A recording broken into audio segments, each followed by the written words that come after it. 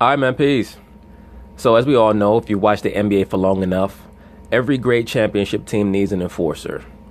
They need someone who's not going to take any shit and is going to establish to the other team that if you try to punk our best players, you're going to have a serious problem. Now, oftentimes, the enforcer can come off the bench or maybe even be a starter. Now, when he's one of the star players on your team, it can oftentimes put you in a precarious position where you have to save him from himself. That oftentimes was the case with the Chicago Bulls in the 90s with Dennis Rodman. The Golden State Warriors have the same issue. I won't say the same problem, but the same issue with Draymond Green. I'm on record in the past as stating that Draymond and Kevin Durant are a couple of mama's boys, and they are liable to implode. And we'll see if that happens over the course of this playoffs. As they get closer to the championship, it is a possibility that their mental fragility can be an issue. Draymond came out overly hyped up last night against the Rockets, but I think that there was a method to his madness. I think he was trying to show the Rockets that just like you're amped up to beat us, I'm amped up to shut you down. And the Warriors sometimes need that because many of their leaders can be a little bit too cool for school sometimes, that being Steph and Clay. So anyway, they're going to talk about it. I'm going to chime in. Draymond doing Draymond things, getting a tag after shoving James Harden, then almost getting another after arguing a foul early there in the Warriors win. Will, do you think Green is good or bad for those mighty Warriors? I don't think it's a question of good or bad. It's a question of whether or not he's needed, and he's desperately needed. What he does for them cannot be replaced. He rebounds, he defends 5 positions. He's great off the boards, both offensively and defensively, and he brings a spark that they cannot replace. Look, I'm not trying to do this thing. Sometimes good, sometimes bad. Right now, last night. Could you stick to a side? Right, it's a consistent problem. Stand by the courage of your convictions. Come Look, on. he walks the line in every single game, in every single moment. He's great, and Steve Kerr's acknowledged this. Draymond's entire challenge in life, his entire challenge in the basketball game at least, is to walk the line between energizing your team and hurting your team. And at times last night, he certainly veered into the hurting your team side of it. We just showed the clips right there. But the one that really, you see, first of all, the tech on Harden, the elbow slash, I don't know, forearm into the neck of Harden. What is Draymond talking about afterwards? Like, what's he going to the ref and talking about? That wasn't a foul? It wasn't a tech? He was trying to set the tone very early with James Harden that you're not just going to drive the lane and style on us. We're going to take out our pound of flesh. I think that he had already made up in his mind before the game that after James Harden's first bucket or sometime early in the game, he was going to lay an elbow or forearm on him. Like, does he have some excuse? Does he have a story to tell?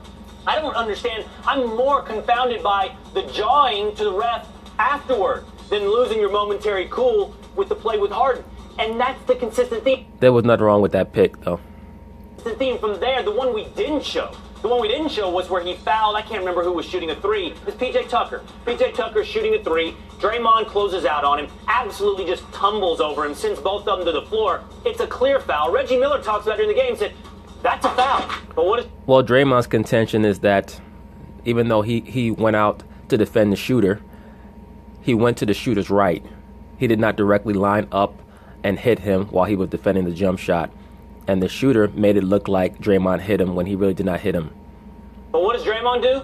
Gets up, goes straight to the ref, and starts jawing again. And looking not friendly terms. Didn't look like he was telling him about what he did on last Saturday night. I mean...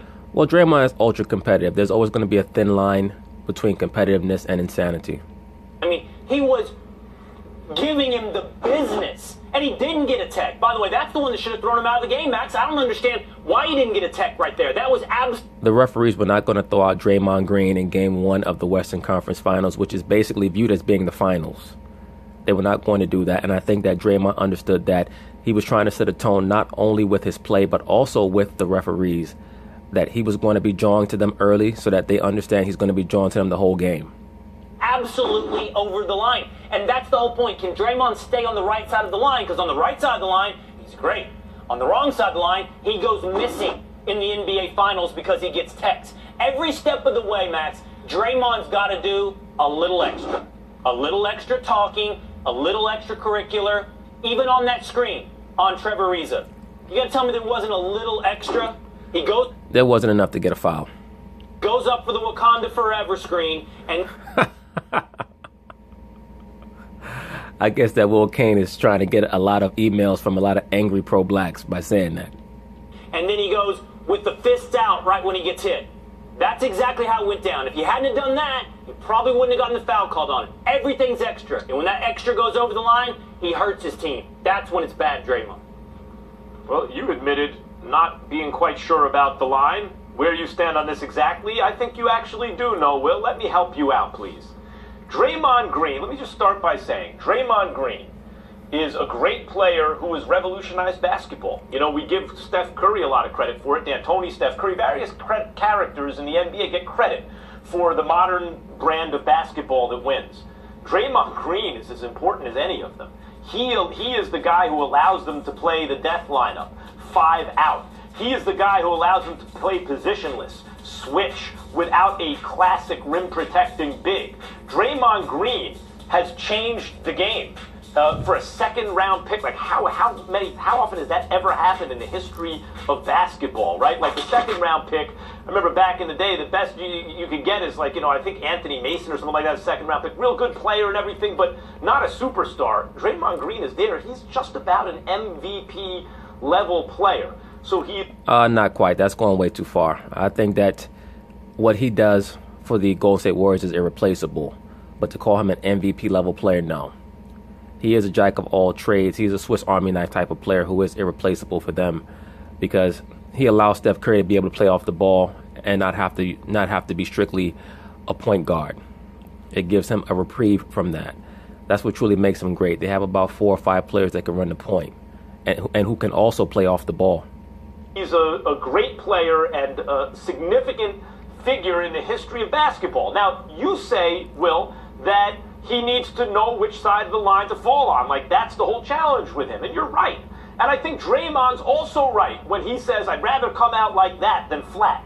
Because the Houston Rockets present the first serious challenge, at least on paper, to the Golden State Warriors run since they got KD. And what they can't do is allow kind of an emotional flatness to be a reason that they would lose game 1. And Draymond, the leader of the team, did not allow that to happen. But now I'm going to prove to you why, by your own logic, you would agree that it's good for the Warriors.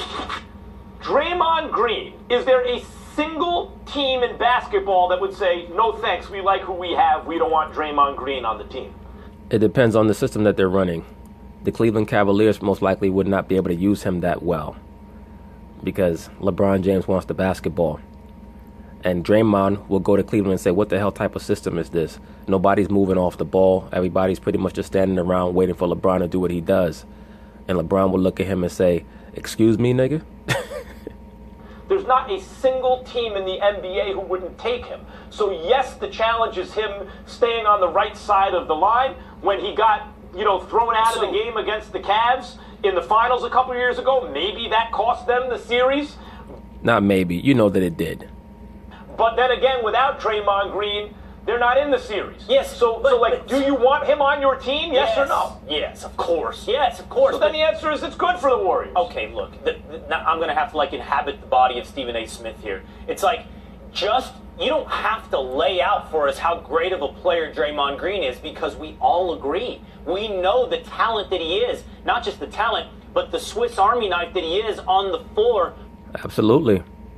For the Warriors, the things he allows them to do. But that doesn't require us to think he is infallible.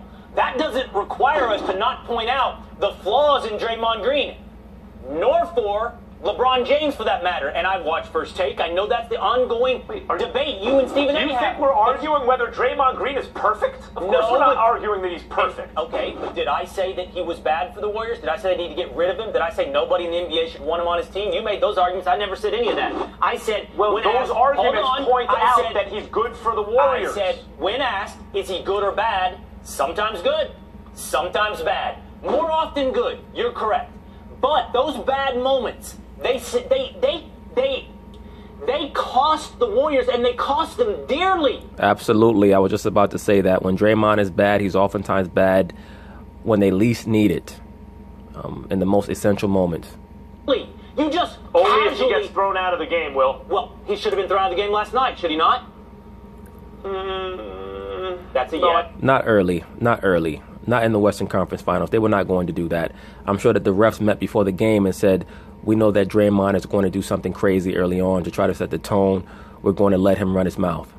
No, Yes. I don't think so. That's a Max Kellerman yes. That's No, fine. but I agree. I agree. There was enough latitude there that it could have cost them. Okay. Particularly if, but even without Draymond at the point he was being ejected, it's possible that the Warriors still would have won. Like, there's a lot of ifs there. But we've had this debate before. It's not a hypothetical. He got thrown out in the finals. He should have got thrown out Will, last night. So what's you're missing my bigger. You're missing my bigger point. This is Draymond. Draymond, when you say what side of the line, Draymond's an emotional guy. He needs to watch the line. And the real question we're asking is that emotion, which comes with one of the attendant problems, is that it's sometimes too emotional and it could cost them because he could get thrown out of the game. But is that emotion, take it as it comes, something that is good or bad? He argued rather come out like that than flat. I agree with him. I'll take Draymond with the emotion. That's a good thing for the Warriors. Would he have said the same thing if he went missing in the first quarter? If he'd been thrown out first quarter, would his answer been the same? Rather come out like that than but flat. if he would have, let's say he would have come out flat and so did the team, what then? Look, he is lucky today they didn't get thrown out. That's a fact. The way he was jawing with them last night, he is lucky today that he did not get thrown out. Look, I'm a firm... I think that he was pushing the referees to be better. That's what I think. Greatest strength is your greatest weakness. This is everybody's challenge. It's not just Draymond's. You know, you're patient, it's good. You allow things to come to you, and then you never take action. You analyze everything, you analyze, and then you fall subject to paralysis by analysis. I'm using proverbial you, not you, Max. You're aggressive, right? You run into any situation ready to take charge. Sometimes you need to sit back and think a little bit. Everybody, if you want to find your greatest weakness, start with your strength. It's there. It's hidden in that we're strength. talking about two different things. I agree with that, sir. You're answering a different question. You're saying Draymond Green on the margins. I'd like to rein him in a little on the margins. If he could just do that, then he'd be even better. I agree. Had Babe Ruth been a better base stealer, he'd have also been a better baseball player, right? But the question really is, here's Draymond. Take him as he comes. This is who he is. Do you want that yesterday? Do you want that energy? Was it a good thing for the Warriors or a bad thing? The fact is he did not get thrown out of the game. The fact is the Warriors were not caught flat. And the fact is, I believe that Draymond's energy yesterday was good for the Warriors. Well, I'm forced into nuance position today. I'm the one that's waffling, and I understand, right? I'm not picking good or bad. I'm not picking never want Draymond, don't want Draymond on my team. I'm not in that camp. But I'm not in the thou shalt worship the good player camp either. I'm not in the camp of there is no criticism of LeBron James, Draymond Green, and you're not either. I know you, well, at least on Draymond. But anyway, that's pretty much it on the Draymond Green discussion and whether or not he's good or bad for the Warriors. We know that not only is he good for the Warriors, he's essential. He's pretty much like that sibling that's always getting in trouble, but he also brings the family together. You need him. You just need to watch over him. And unfortunately for the Warriors, their most talented players also happen to be, personality-wise, very placid. They tend to have very demure personalities, so they need someone like him. They need a rabble-rouser. And Draymond knows that that is his niche. He fulfills it. Steve Kerr knows that's his niche, and they need it. I'm sure that Steve wishes that Steph Curry had more fire and would be the personality leader of the team, but that's just not the case. So anyway, peace.